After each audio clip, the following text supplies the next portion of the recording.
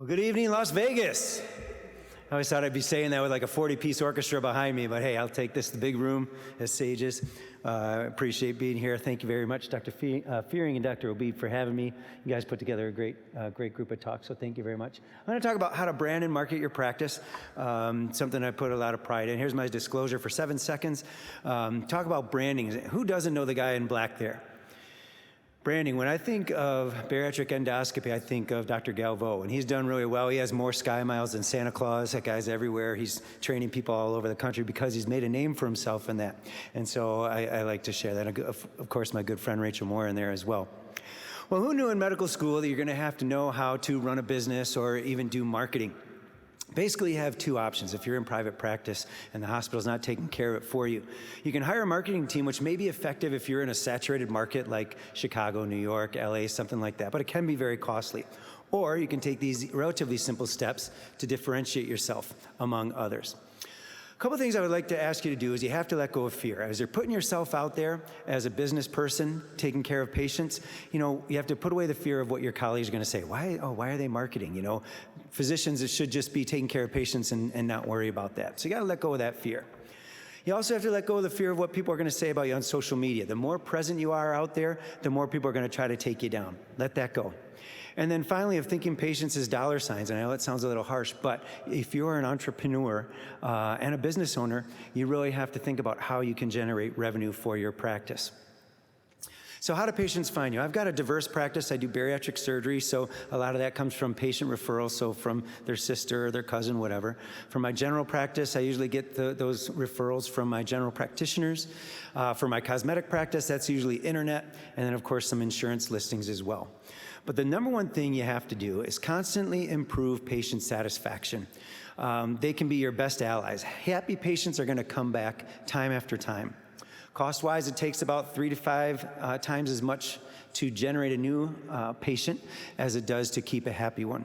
And so one bad review, as we know, can affect that outcome negatively. So I'm going to talk a little bit about reviews today on different social platforms. We all do it these days. We go looking around. And I want to kind of just talk you through the process of how you can set up reviews for yourself and ask patients. That's something that was kind of awkward for me as well, getting started, to ask happy patients for reviews. We all know that an unhappy patient is going to send, potentially put a negative review out there. So what you do is you bury your negative reviews in all these good reviews from your happy patients. This happens to be Health Grades. Every physician has a Health Grades page, a Vitals page, a Yelp page. If you haven't been there, you should go check it out and see what's being said about you. So I want to tell you a little bit about how we generate good reviews. You see I have 41 ratings, 4.5 stars, not bad. At the bottom of you, if you scroll down on Health Grades, you're going to see other surgeons that are doing exactly what you're doing. And if you look at this list, my eyes aren't that good anymore, but if you're just thinking of yourself as a consumer, you'd look at Dr. Laker, he has 40 ratings, 4.5 stars. Dr. Jill, she has 40 ratings, 5 stars. Those are probably the ones that I would click on. I don't know if Dr. Amy only has 2 ratings, so I might avoid those. And as a consumer, you have to think about that. So generating reviews for your practice is what I want to spend the next minute on. So really simple. You go to the page that you're looking for to set up your review. Look up your own name, get to that page, and then right-click on that. And you'll see the drop-down box says, create a QR code for this page, which generated this QR code. I then take that and I put it on a little piece of paper. I leave it in my clinic rooms or at the checkout desk. And especially if someone's like, oh, Dr. Pesta, I'm so happy, I lost all this weight, everything's fabulous. I said, oh, by the way, do you mind leaving us in a review? It's a little awkward if you haven't done it yet, but I learned that from my cosmetic colleagues, and that's really how you can pad your review process for yourself, and really simple to do. You obviously have to have a robust online presence. Keep your name consistent if possible, the name of your practice, or just using your own name. A website obviously is mandatory. Video is king. So here's another simple trick. You take your video, you take your phone, you have your office staff just basically record a live video. You taper it down, edit it, and then get it right onto your social media. And you want to keep that content, you want to give it your best stuff. You're really happy patients. High emotional content, talking about how, their surgery or your treatment changed their lives. And it becomes very socially recognized as being important. And then if you want to elevate your search process, blogs and more content that you put out there is really going to improve where you end up on these different searches. Here's our website, pretty basic, but it lets people know how to find me and where to find me. But you need to let the patient see you. Patients need to see you about 14 times before they seek you out. So I have things like Facebook. I have videos up on YouTube. I do some stuff on Instagram. Somebody just asked if I was going to do TikTok, and I think that's coming up. So watch for me on TikTok coming up soon. And be seen. How are you going to differentiate yourself? People know back home that I'm a performer as well. I'm a Sinatra fan. That's why I love Vegas so much. And so they say, wow, my surgeon, he did my surgery. And by the way, he's performing at the restaurant down the street. Do something and get yourself out there that's going to differentiate you as somebody who's, doing something different. Once you do develop this content, don't just leave them hanging. I just want to show you this example. You want to give an ask, a call to action. What are the next steps to get in touch with you or to make it to come see you as a patient? For example, this is the cosmetic practice where I do some stuff. Just for example, they list the Botox for $8, but that's not it. They have choose a location, get an offer, and about 3 seconds after you click on their page, this pop-up comes up and says, why are you here? What are you looking for? So it keeps people engaged. You want to give them next steps so they can search you out in order. Now, I want to talk about branding. This is a patient who lost 250 pounds. This is not the branding I'm talking about, but just to give you an idea. So she was very happy, obviously, and so she came and showed up for a follow-up appointment one day and said, Dr. Pesta, look what I did. I'm like, wow, I'm honored. But anyway, so what branding is really what, if you think of a procedure or a specialty and that person pops into your head, that's where you really hit that branding.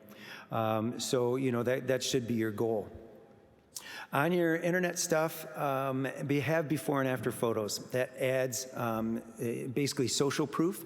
People are looking for it. So my gastric balloon patients over there on the left, my Botox patients, having the pre and post procedure photos, whether it's video or whatever, again, adds social proof and makes it more valid.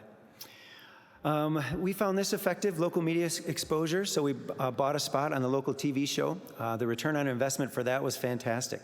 We just got on there for about 3 minutes, shared our story, but the return on investment for that was big for us.